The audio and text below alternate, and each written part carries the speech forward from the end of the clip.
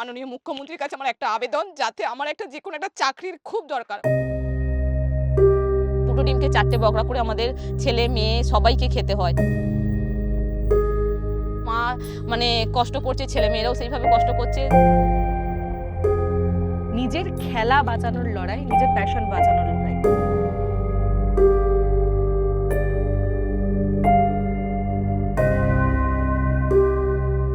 স্বপ্ন দেখে নৌকা আমার নদীর ঘাটে বাঁধা, নদী কিংবা আকাশ সেটা লাগলো মনে ধাঁধা।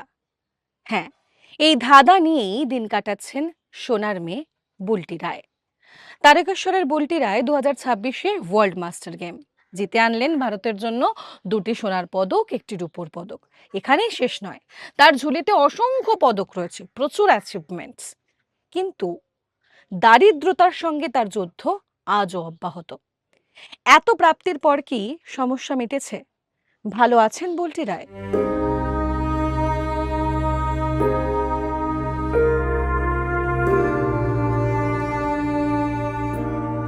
আমি এখন রয়েছি বুলটিদের সঙ্গেই।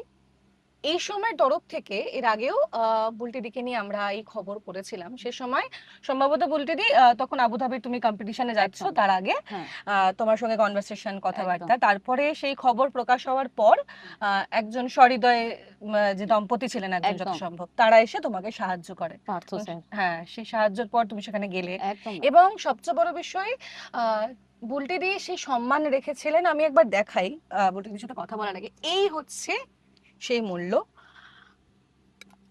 উম, হুম, বুলটিদি তুমি একটু বলো, তোমার পক্ষে তুমি ভালো আরো এক্সপ্লেন করতে পারবে এই প্রাইস গুলো। এইটা আবুধাবি যখন আমার সিলেকশন হয় ইন্টারন্যাশনাল, তখন আমি মানে আর্থিক অবস্থা এতটাই সারা জীবনই থাকে, কিন্তু যাওয়ার জন্য যে ওই 2,01,70,000 টাকা আমার পক্ষে অসম্ভব ব্যাপার ছিল। তো সেই জন্য ওই এই সময় খবর কাগজেও ছাপা হয়েছিল, স্যার নিজে সব কিছু করে দেন। তো ওই পার্থ স্যার, উনি স্কুল টিচার, ওনার এক বয়স্ক মা বয়স্ক বাবা আছে। তো উনি আমার ওই খবর কাগজটা যেদিনকে পড়েছে সেদিনকে রাত্রিবেলায় ফোন করেছে আমাকে, যে আপনাকে আমি কিছু সাহায্য করতে চাই, তো আমি কিভাবে করব। আমি বললাম যে আপনি আমার বাড়িতে আসুন, বাড়িতে এসে আমার পরিস্থিতি দেখুন, দেখে যদি আপনার মনে হয় যে না ওই ব্যক্তিকে টাকাটা দেওয়া উচিত হবে, আপনি তবেই দেবেন, কেন সবার কষ্টের টাকা। আর সেই জন্য উনি তার পরের দিনকেই 5টা নাগাদ চলে এসেছে আমার বাড়িতে। তো উনি দিতে এসেছিলেন আমাকে 50,000 টাকা। তো উনি দেখে উনি আরো 50,000 টাকা, টোটাল 1,00,000 টাকার আমার স্পন্সর করেছিলেন। তো উনি যতটা দিয়েছিলেন আমার অনেকটা মানে আগিয়ে গিয়েছিলেন। আরো সবাই দিয়েছেন, সিঙ্গুর থানার ওসি দিয়েছেন, আমাদের এসপি স্যার দিয়েছেন, সবাই আম পাবলিক নাইতে আমাকে সাপোর্ট করতো। আমি এখান থেকে গিয়ে 2টো গোল্ড 1টা সিলভার আমার পক্ষে অসম্ভব ব্যাপার ছিল। সম্ভবত যে তোমার একটা সিলভার একটা গোল্ড 200 100 100 এবং 400-তে। হ্যাঁ, 400 হ্যাঁ, মিটার হার্ডেলসে গোল্ড হয়েছে, 100 মিটার হার্ডেলসে গোল্ড হয়েছে, আর 200 মিটার রানে সেকেন্ড হয়েছি, মানে যেটাকে সিলভার বলা হচ্ছে। একেবারেই আমি একটু দেখাই, এই যে সব মেডেল গুলো একদম, মানে এই সম্মান বুলটিদি রেখেছে। এবং সেই ফিরে আসার পর সেই আনন্দ উচ্ছ্বাসও সে সময় আমরা দেখেছিলাম। কিন্তু এখন প্রশ্ন হচ্ছে যে এত হার্ডলস, এত যুদ্ধ, অবশ্যই আর্থিক সাহায্যের ফলে বুলটিদি সেই গেমসে পার্টিসিপেট করেছিলেন, প্রাইজও নিয়ে এসেছেন। কিন্তু বুলটিদি এখন যেটা আমরা ঢুকেই বুঝতে পারলাম, মানে এখনো তোমার পরিস্থিতি একই রকম যতটা দেখা যাচ্ছে, একদম। কিন্তু তোমার কাছে এখন সবচেয়ে বড় প্রশ্ন যে আগামীতে কি হবে, কারণ একদম। এরপরেও তোমার খেলা আছে। হ্যাঁ ম্যাম। আগামীতে কি খেলা রয়েছে? ম্যাডাম, ইন্টারন্যাশনাল ওয়ার্ল্ড মিট আছে, সেটা হচ্ছে আপনার জাপানে হবে। তো 2000 ফার্স্ট উইকেই একদম ওটা শুরু হবে। তো সেইভাবেই একটা মেসেজ করেছেন আমাকে যে আপনার সিলেকশন হবে। হুম, তো যখন সিলেকশন হবে সেইভাবে আমি প্র্যাকটিস করছি, কিন্তু হুম, এবারের খরচাটা অনেকটা বেশি, আবুধাবির থেকে না এটা অনেকটা বেশি খরচা। আমি একটা কন্ট্রাকচুয়ালি কাজ করতাম, সেটাও কাল থেকে বন্ধ হয়ে গেছে ম্যাডাম, মানে আচ্ছা। সেটা এখনো রিনিউয়াল হয়নি, কোনো মেসেজ ঢোকেনি। তো আজকে নিয়ে 2 দিন বসে আছি, কোনো কাজ মানে সেইভাবে কিছু হয়নি। তো সেইভাবে আমার ভীষণ মানে চাপ হয়ে যাচ্ছে, যেহেতু একটা ছেলে একটা মেয়ে আছে। এই ঘরটা দেখছেন, এটাও ভাড়া ঘর, এটা আমার নিজস্ব ঘর নয়। তো সেইভাবে মানে হাজবেন্ড যেহেতু বসে আছে, এবার এমনই কাজ যে কোথাও গিয়ে কাজ করবে বা কিছু করবে, রাজমিস্ত্রির কাজ দেখছে। তো সারাদিনে ম্যাডাম 300 টাকা ইনকাম। জীবনের প্রতিবন্ধকতা পিছু ছাড়ছে না তার। একজন খেলোয়াড়ের জন্য যে খাওয়া দাওয়া, যে জামা কাপড় লাগে, তার কোনোটাই বুলটির পক্ষে জোগাড় করা সম্ভব নয়। সেসব তার কাছে বিলাসিতা মাত্র। তবুও হাল ছাড়েননি তিনি। ডায়েট চার্টটা তো বিশাল বড়, মানে একটা খেলোয়াড়দের মিনিমাম বিশাল একটা কিছু দরকার হয়, তো সেইভাবে গোড়া থেকে নিয়ে আমি কোনো দিন কোনো সেইভাবে কিছু পাই না। তো যেমন হয় সংসারে আমাদের গরিব ঘরে যেটি দুটো ডিম থাকে তো সেটা 4 জন মিলে বকরা করে খেতে হয়, যেহেতু আমি তো মা হয়ে আমি দুটো সন্তানের সামনে আমি তো একা ওইভাবে দুটো ডিম খেতে পারবো না, কোনো মাই পারবে না, আমি কেন? তো সেই জন্য সেই দুটো ডিমকে 4টে বকরা করে আমাদের ছেলে মেয়ে সবাইকে খেতে হয়, তো সেইভাবেই এখনো পর্যন্ত চলছে। পদক জিতলেও সংগ্রাম শেষ হয়নি। আন্তর্জাতিক প্রতিযোগিতায় অংশগ্রহণের সুযোগ এলেও অর্থের সংস্থান এখনো বড় চ্যালেঞ্জ।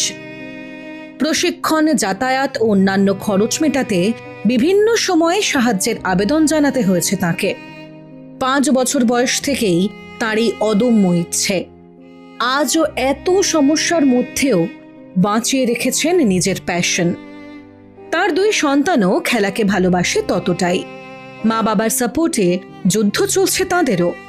জীবনের প্রথম মেডেলস মনে আছে যে কোথায় পেয়েছিলে? হ্যাঁ, প্রাইমারি স্কুল করেছিলাম, যেটা 75 মিটার আলু দৌড় লং জাম্প। তো আচ্ছা। আমাদের ওখানে এমনি ছোটবেলা থেকে কোনো মাঠ থাকেনি, তো হুম। ধান জমিতে দৌড়ে দৌড়েই আজকে এই জায়গায় পেয়েছি। প্রথমে স্কুলে, প্রাইমারি স্কুলে তো যখন সব থেকে বড় ব্যাপার হচ্ছে জ্যোতির্ময়ী শিকদার দিদিকে দেখে আজকে আমার এই এত বড় একটা তো উনি যখন দুটো করে গোল্ড পেতে পারে তাহলে আমি বাবাকে গিয়ে বলছি আমি কেন পাবো না। তো হুম। প্রাইমারি স্কুল ছিল, সেখানে গিয়ে ভর্তি, আগে থেকে ভর্তি ছিলাম, তো দিদির এটা দেখে, গোল্ড দেখে আমি বললাম বাবা আমিও করব। তো সেই সূত্রে স্কুলে ভর্তি হলাম, প্রাইমারি স্কুলে গেলাম, প্রাইমারি স্কুলে দুটো গোল্ড পেলাম। পাওয়ার পর যেটা সাব ডিভিশন হয়, ডিস্ট্রিক্ট হয়, ডিস্ট্রিক্ট করলাম, ওখানেও গোল্ড পেলাম। বেঙ্গল করলাম, ওখানেও গোল্ড পেলাম। স্কুল ন্যাশনাল করলাম 2005-06-তে, ওখানে দুটো গোল্ড, একটা সিলভার চেন্নাইতে হয়েছিল। এইভাবেই জার্নিং করে করে আজকে এই জায়গায়, আজকে ওপেন মাস্টার গেমসে যে আজকে যে জায়গায় দাঁড়িয়ে আছি, দুটো গোল্ড, একটা সিলভার।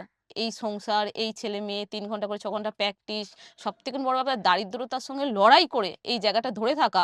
আর যারা সংসার করে তারাই জানে যে সংসারের একটা মর্ম কতখানি, মানে সব কিছু সামলে এই জায়গাটা ধরে থাকা মানে আমার পক্ষে খুব চাপ হয়ে দাঁড়ায়, কিন্তু লড়াই করতে হবে, লড়াই করছি। আগামী দিন আমি আরো লড়াই করব, যাতে আমি আমার লক্ষ্যে পৌঁছাতে পারি, আমি যেন ভারতকে যেন গোল্ড নিয়ে এসে দিতে পারি।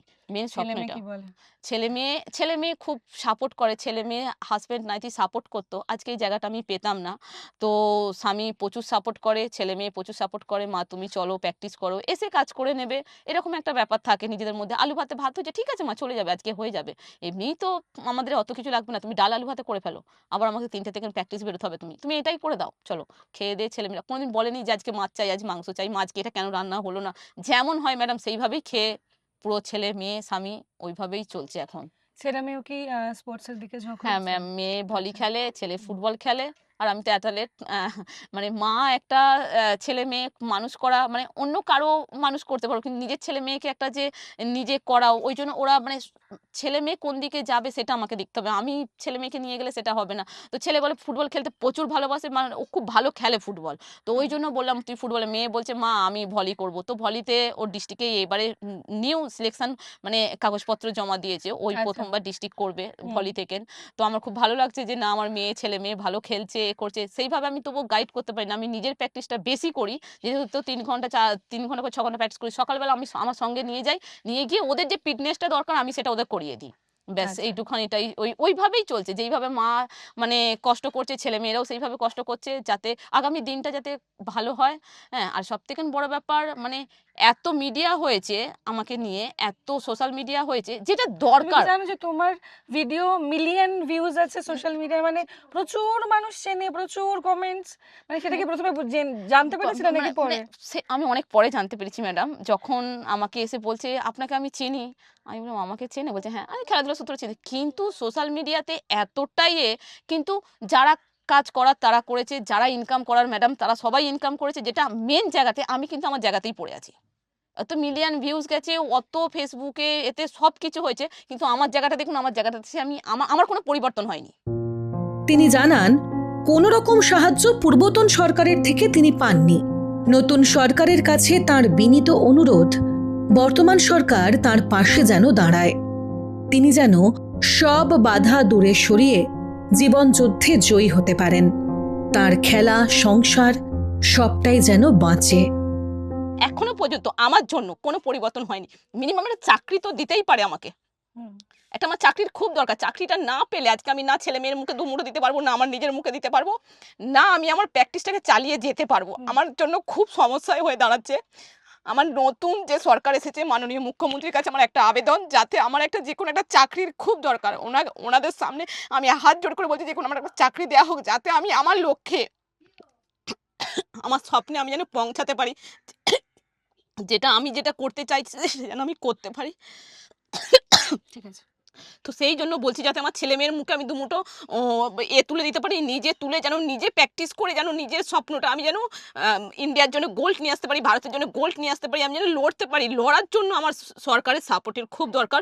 আমি সরকারকে বলছি যে আমাকে সাপোর্ট করুন, যাতে আমি আমার লক্ষ্যে পৌঁছাতে পারি, আমি আমার স্বপ্নে পৌঁছাতে পারি। আমার এটাই নতুন সরকারকে বলার আছে, মুখ্যমন্ত্রীকে বলার আছে, যেন আমাকে যেন একটু সাপোর্ট করে। সাপোর্ট করলে আমি আমার স্বপ্নে পৌঁছাতে পারবো, আমার লক্ষ্যে পৌঁছাতে পারবো, তাহলে আমি আমার স্বপ্নটাকে পূরণ করতে পারবো। সেই জন্য আমি বলছি যাতে আপনাদের মাধ্যমে যেন স্যারের কাছে খবরটা পৌঁছায়, স্যার যেন কিছু একটা ব্যবস্থা করে দেয়। 2027-এর ফার্স্ট উইক জাপান যাওয়ার কথা চলছে, এখনো সিলেকশন লেটার আসেনি। সিলেকশন লেটার আসলে আমি বলতে পারবো সবাইকে। আমি অনেককে মেল করেছি, মেলের এখনো পর্যন্ত কোনো উত্তর পাইনি। আমার মনে হয় যদি মেলের উত্তরটা পেয়ে যদি কিছুটা হলেও যদি আমাকে সরকার সাহায্য করে, তাহলে আমার ভবিষ্যতে মানে মিন যে আমার স্বপ্নটা, আমি ভারতের হয়ে গোল্ড আনতে চাই, তাহলে আমার স্বপ্নটা সত্যি হবে। আপনারা তার জন্য একটুখানি কিছুভাবে হোক ওনার কাছে খবরটা যেন আমার পৌঁছায়। একেবারেই দেখো বলটি মানে নতুন সরকার আসার পর সময়টা খুবই কম এখনো, একদম, সবে একদম। তারা এসছেন, একে একে সবাই দায়িত্ব নিয়ে করছেন। আমরা আশা রাখি যে তোমার মেল নিশ্চয়ই তাদের কাছে পৌঁছেছে এবং একদম। তারা দেখবেন, সে ব্যবস্থা নেবেন।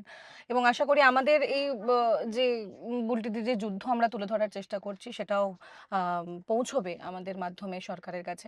এবং অবশ্যই তারা কিছু না কিছু তো ব্যবস্থা নেবেনই, কারণ এমন একজন অ্যাথলিট এখানে বসে আছেন। একবার দেখাই ছবিটা, শুধুমাত্র আবুধাবির এই প্রাইজ নয়, বুলটিদের ঝুলিতে যা প্রাইজ রয়েছে তা কিন্তু গুণে শেষ করার মতো নয়। এই প্রাইজগুলো অনেক কষ্টের ফল, প্রতিদিনের যুদ্ধের ফল, প্রতিদিন দারিদ্রতার সঙ্গে লড়াই, প্রতিদিন নিজের সঙ্গে লড়াই, সংসার বাঁচানোর লড়াই, নিজের খেলা বাঁচানোর লড়াই, নিজের প্যাশন বাঁচানোর লড়াই। সেই লড়াইয়ের প্রত্যেক মুহূর্তের প্রমাণ।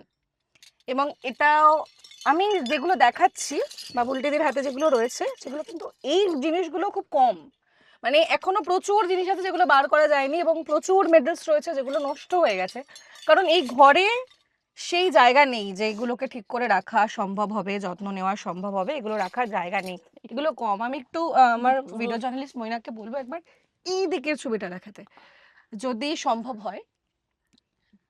ধুলো পড়ে গেছে, কিন্তু মানে অর্ধেক জিনিস ধুলো পড়ে গেছে, নষ্ট হয়ে গেছে ম্যাডাম। নষ্ট হয়ে গেছে অনেক কিছু।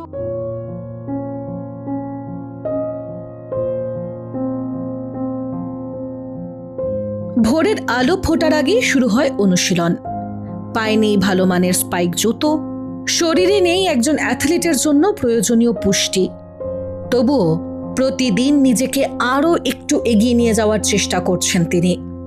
প্র্যাকটিস চালিয়ে যাবেন বুলটি, যুদ্ধ করে যাবেন তিনি, কারণ হাল ছাড়ার পাত্রী যে বুলটি নন। তিনি বিশ্বাস করেন স্বপ্ন দেখার সাহস থাকলে সংগ্রামী একদিন সাফল্যের পথ তৈরি করে দেয়। বুলটিদি চান তার প্যাশন ফলো করতে, ভারতের হয়ে খেলতে। তিনি চান তার সংসারটা বাঁচাতে, সন্তানদের মুখে নির্ভাবনায় দুমুঠো অন্ন তুলে দিতে।